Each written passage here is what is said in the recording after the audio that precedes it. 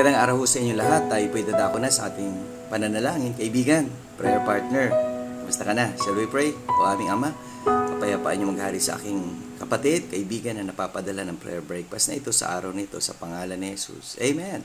Well, let's proceed to our strong exhortation from the book of 1 Thessalonians chapter 3 and verse 11. Now God Himself and our Father and our Lord Jesus Christ direct our way unto you. Well, nawa ang ating Diyos Ama ay dalhin ang mabuting balita sa inyong pamilya, sa inyong buhay, at magkaroon kayo ng relasyon sa Kanya. Kaya kaibigan, kung hindi mo pa tinatanggap si Jesucristo, paulit-ulit akong araw-araw na sina-challenge ka, tanggapin mo na si Jesucristo bilang iyong Panginoon at tagapagligtas at sumunod sa Kanyang kalooban at tumalikod sa iyong mga kasalanan. Okay? Nawa, maintindihan mo na ito sa araw na ito. Shall we pray? Thank you so much. See you again tomorrow sa ating strong family prayer and exhortation.